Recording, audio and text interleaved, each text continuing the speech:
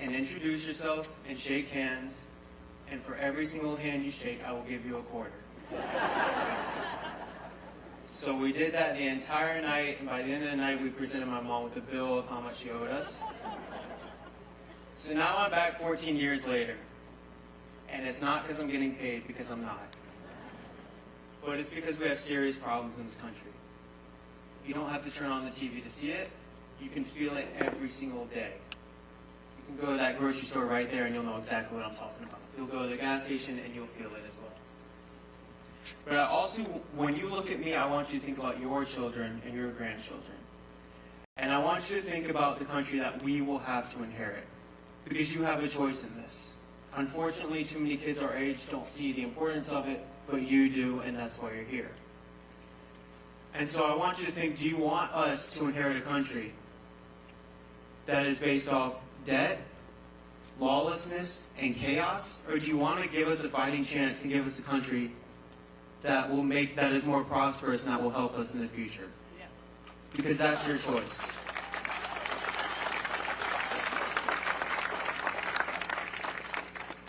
So now I have the opportunity to introduce the best and coolest mom in the whole entire world, who also just happens to be the next president of the United States, Nikki Haley.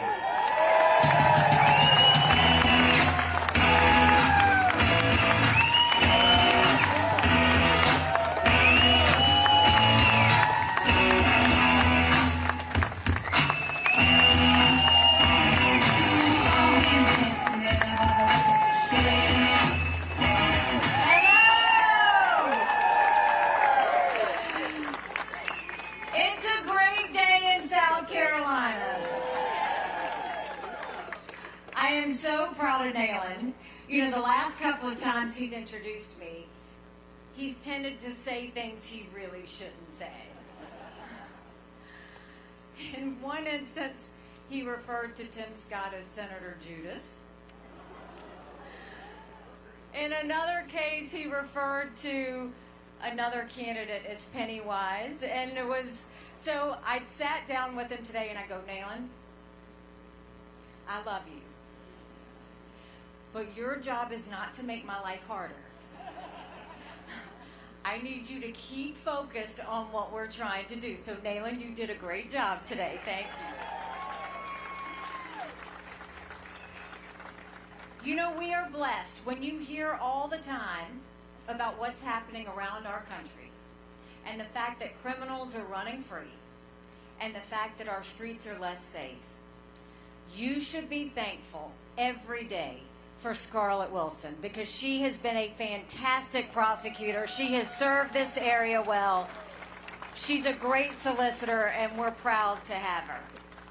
So here we are. I think the election is a week away. It was great to be home and sleep in my own bed. I love that. And it's, you know, I couldn't do all of these stops and not come home and not come by the area that I love so much. And so when we're doing this, you really have to kind of look at where we are right now. I announced a year ago. And when I announced in the election, there were 14 people in the race. Everybody saw that this was going to be an opportunity for something different and something new. And we're going to talk about the issues and what we want to do, but let's just talk about where we are in the race right now. There were 14 candidates. And we've defeated a dozen of the fellas.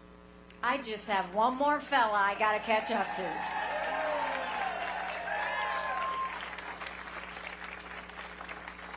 They kept saying we didn't have a chance. We had 2% in Iowa. We finished with 20% in Iowa.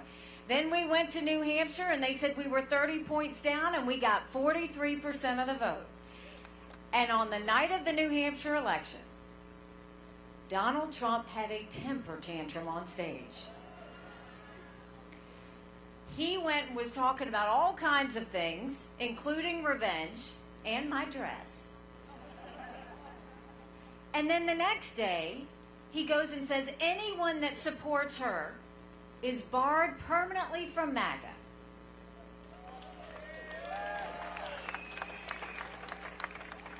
Now, the problem with that is a president of the United States is supposed to bring people in, not push people out of his club. That's not what you're supposed to be doing. But we had a little fun with that, so we did some t-shirts that said barred permanently. We sold over 20,000 t-shirts, I kid you not. Then the next day he goes and says that the RNC should name him the presumptive nominee. No, we don't anoint kings in this country. We wanted the chance for the people of South Carolina to be able to vote. We want the chance for Michigan to vote. We want the Super Tuesday states to vote because we are a democracy and we deserve to have that happen.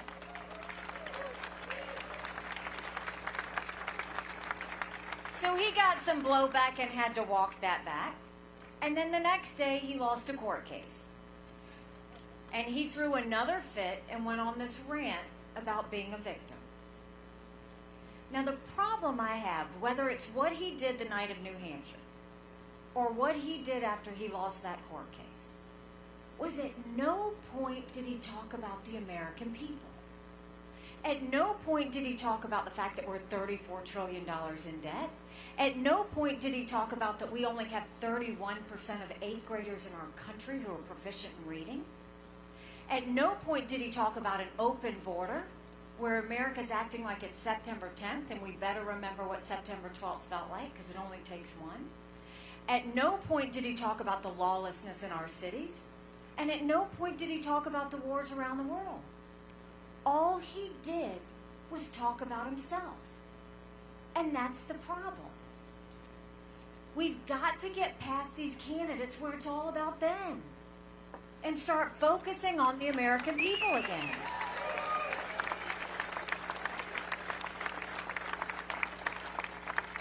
Then the campaign reports came out, and we saw that he spent $50 million of campaign contributions to his campaign on his personal court cases.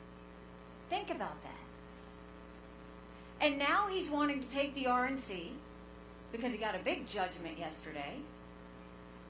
And I don't know enough about what's involved in these court cases and not. I really don't. I'm focused on the issues. I'm not focused on his court cases. But what I do know is he's going to be in court in March and April. He's going to be in a different court in April and May. He himself has said he's going to be spending more time in a courtroom than he is on the election trail. How do you win an election that way? You can't win an election if you're spending more time in court than you are on the campaign trail. You just can't do it. But then also, let's look at what are the American people saying? Because that's what I care about. 70% of Americans say they don't want Trump and Biden to be their only choices.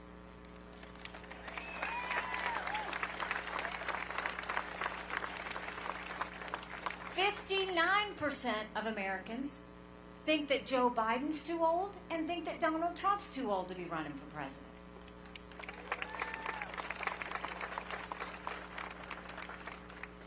It is time that we finally put the past behind us and elect a new generational conservative leader.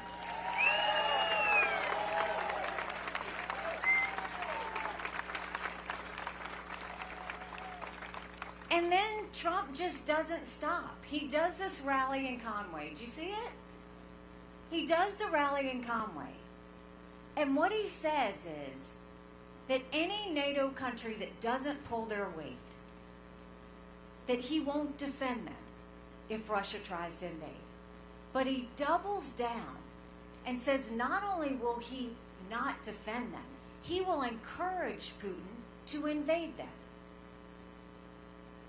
Now, NATO is a 75-year success story. Russia's intimidated by that alliance. China's intimidated by that alliance. We haven't had any wars because of that alliance.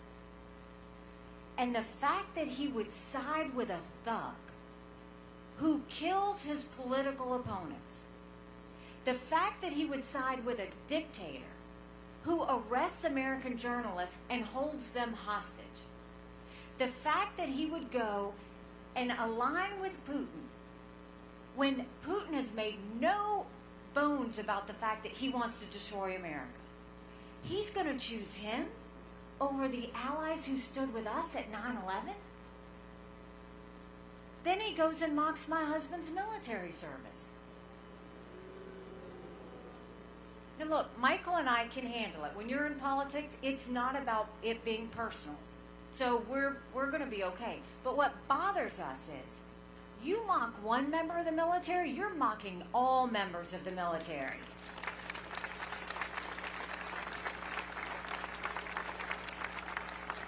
And it continues to be a pattern. At first everybody thought, oh, it's a slip-up. But now you can't say it's a slip-up because he said any military members who lose their lives in combat are losers and suckers. At Arlington National Cemetery, his comment was, what was in it for them? And now you're going to mock my husband because he's deployed. The problem is Donald Trump's never been anywhere near a uniform. He's never known anybody near a uniform. He's never had to lay on the ground. He doesn't know what sacrifice is. The only harm that's ever come his way is possibly being hit by a golf ball at on a golf cart. We have real issues. We are $34 trillion in debt. We're having to borrow money just to make our interest payments. China owns some of that debt. Now, for the first time, we're paying more in interest payments than we are on our defense budget. You know who's paying attention to that? Russia, China, and Iran. And I would love to tell you that Biden did that to us. But I've always spoken to you in hard truths, and I'm going to do that with you today. Our Republicans did that to us too.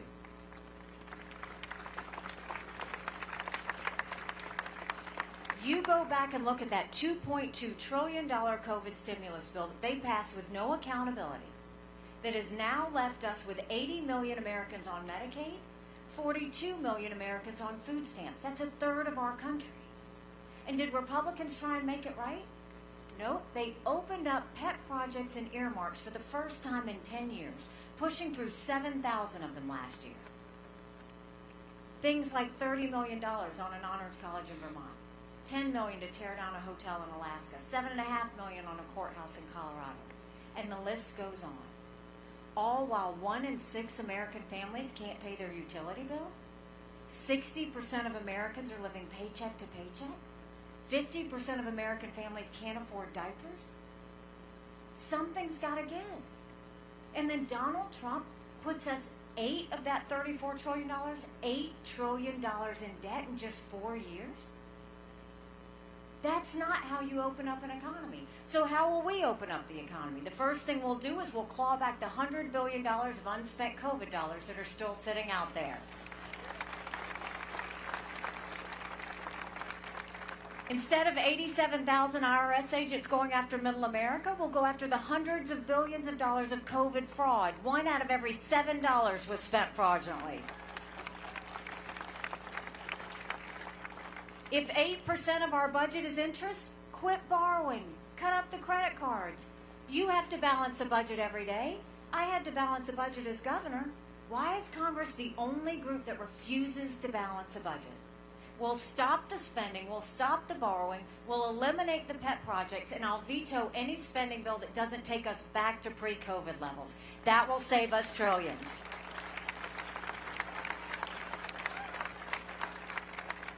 The next thing is we'll take as many federal programs as we can and we'll send them down to the state level.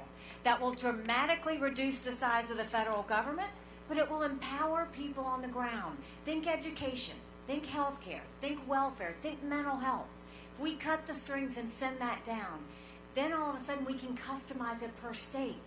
That's what we want to do. And then we want to go and open up the middle class. We're watching the rich get richer and the poor get poorer.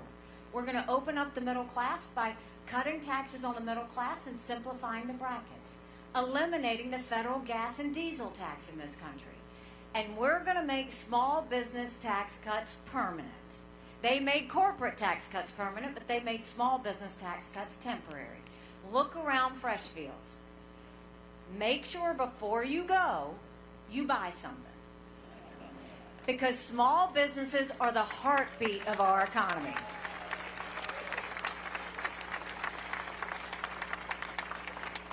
And you know, while we're talking about Congress, Congress has one job, and that's to make sure that they give us a budget on time. Do you know Congress has only given us a budget on time 4 times in 40 years? 4 times in 40 years. You know what I say to that? I'll tell them, you don't get us a budget on time, you don't get paid, period.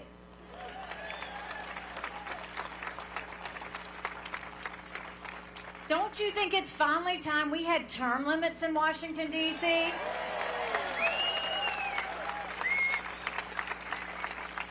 Don't you think it's finally time we had mental competency tests for anyone over the age of 75?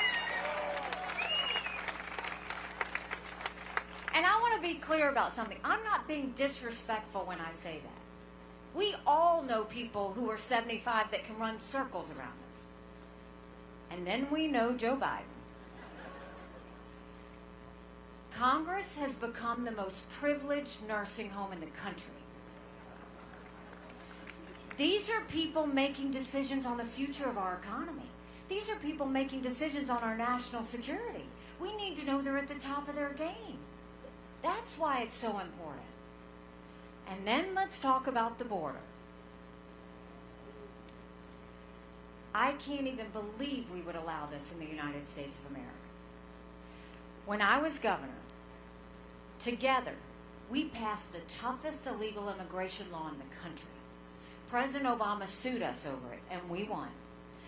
We will take what we did in South Carolina and we'll go national with it. We will do a national E-Verify program and require every business to prove that the people they hire are in this country legally.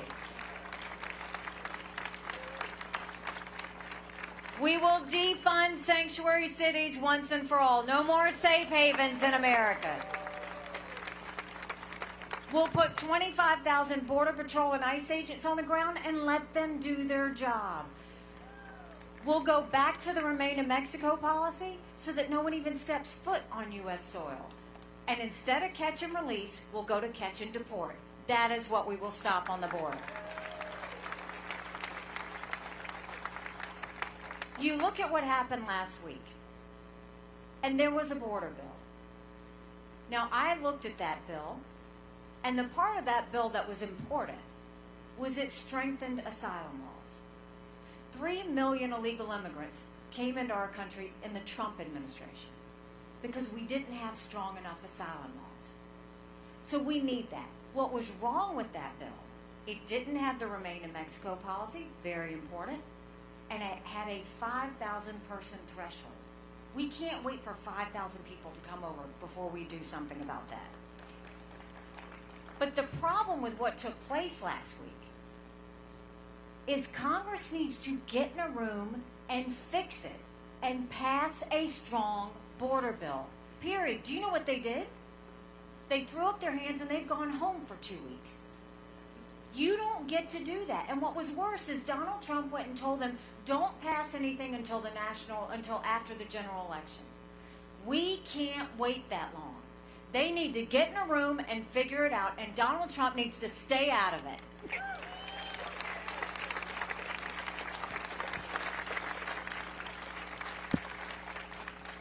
And then you look at our national security. We've got a war in Europe. We've got a war in the Middle East. You've got North Korea testing intercontinental ballistic missiles capable of hitting the U.S. You've got China on the march. And now you see this week, they talk about the fact that the Russians, there's this intel, and what that is this is Russian blinding satellites. And what that means is the White House is saying, don't worry, they can't do anything to Earth. Okay, but you know what they can do in space? It's a problem. They can knock out any bit of our infrastructure. They can stop our ability to see if a missile is coming over. They can completely take out communications and other things that we do that are vital to our health and how we live. It's serious. So when you look at that, Our goal needs to be, how do we prevent war? Period. And right now you've got Congress saying, well, do we support Ukraine and Israel, or do we support the border? Don't let them lie to you like that. That's a false premise. We can do both. And when you look at supporting Ukraine and Israel, I'll be the first one to say we shouldn't give cash to any country, friend or enemy, because you can't follow it and you can't hold it accountable. But when it comes to giving equipment and ammunition to our friends to prevent war, that matters. The problem is Joe Biden and Congress haven't told any of you about why you should care about Ukraine. Haven't told anybody why you should care about Israel. Haven't said anything about what this means to be dealing with Russia blinding satellites. You deserve to know that, and they should be telling you that. We know that Putin said, once he takes Ukraine, Poland and the Baltics are next. Those are NATO countries that immediately puts America at war. This is about preventing war. And for us to do that, that's only 3.5% of our defense budget. If we supported Ukraine and Israel, Israel's the tip of the spear when it comes to terrorism. That's only 5% of our defense budget. If we supported both of those and secured the border, and securing the border is priority number one, that's less than 20% of Biden's green subsidies. So don't let them give you that false premise. It is President and Congress's job to protect Americans. It's the President and Congress's job to prevent war. It's the President and Congress's job to make sure they're focused on our national security. That's what they are supposed to be doing for us, not making you have to pick which one. That's their job.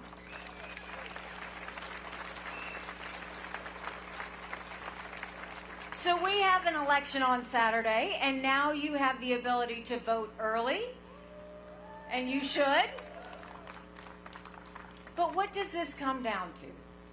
This comes down to, do we want more of the same, or do we want to go in a new direction? More of the same is not just Joe Biden. More of the same is also Donald Trump. We need to look at the fact that if we want to make real changes in our country, we have to win. You have to win. And I'm telling you, we will have a female president of the United States.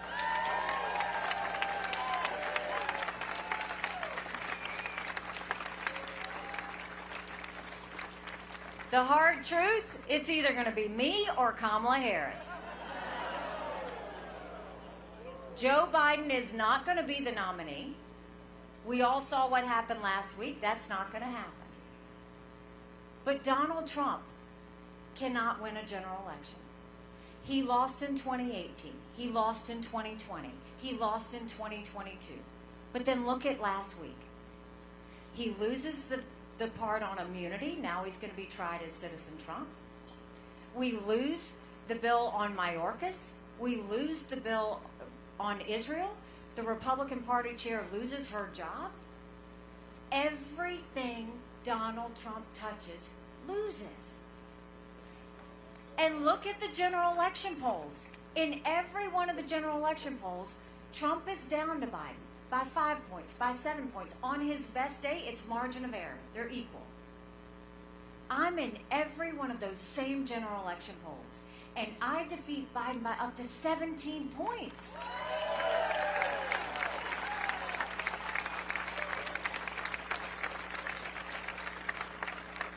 Do you know what that means for all of us? That's more than the presidency. That's House, that's Senate, that's governorships, that's school boards. But more than that, you win with double digits. That's a mandate going into D.C. to stop the wasteful spending and get our economy back on track. That's a mandate to get our kids reading again and go back to the basics in education. That's a mandate to secure our borders with no more excuses. That's a mandate for law and order back in our country, and that's a mandate for a strong America that prevents wars that we can all be proud of. Don't you want that?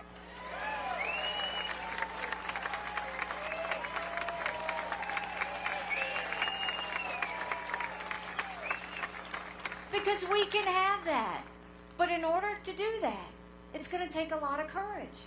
Courage from everyone here. Courage from me to run. And courage for every one of you to know. Don't complain about what happens in a general election if you don't play in this primary. It matters.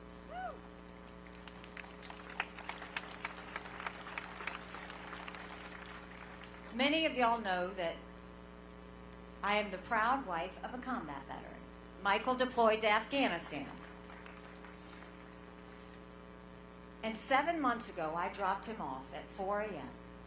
for another year-long deployment. And I watched him and 230 soldiers pick up their 2 duffel bags of belongings to go to a country they'd never been, all in the name of protecting America.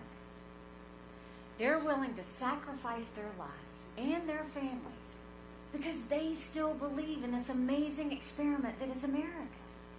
So if they're willing to sacrifice for us there, shouldn't we be willing to fight for America here?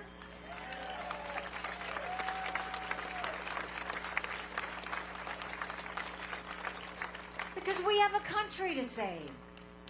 But in order to do that, that means we've got to get to work. That means every one of you needs to leave with a yard sign.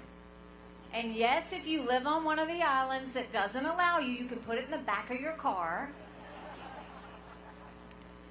But you need to go and take 10 people and take them to the polls with you. Anybody can vote in this primary as long as they didn't vote on February 3rd in the Democrat primary. We all know a lot of people who just vote in general elections. In a general election, you're given a choice. In a primary election, you make your choice.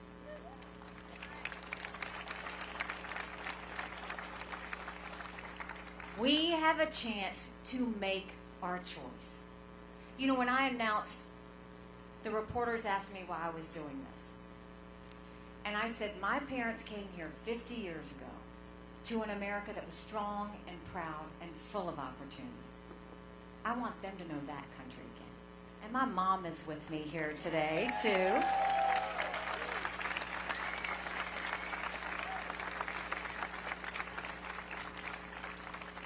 I'm doing this for Michael and his military brothers and sisters. I want them to know their sacrifice matters. I want them to know that we love our country. I'm doing this for my daughter who just got married, and I saw how hard it was for her and her husband to buy a home. The average home buyer in America now is 49 years old. The American dream is leaving them. And I'm doing this for my son, who's a senior in college. And I am tired of watching him write papers of things he doesn't believe in just to get an A. That's not us. That's not America. And for the first time, 81% of Americans don't think their kids are going to have as good of a life as we did. We can't be okay with that. I'm not okay with that. We do have a country to save. But I'll promise you this. If you will join with us in this movement, if you will join with us in this fight and go tell everyone you know to go to NikkiHaley.com and become a part of it, I promise you, our best days are yet to come. Thank you very much. God bless you.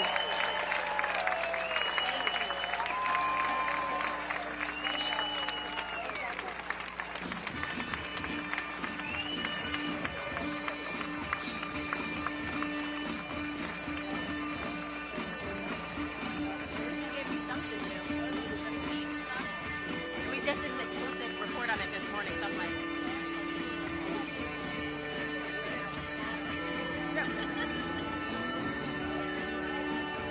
it's serious. That's all I needed was just one like one little thing. Right? One little thing.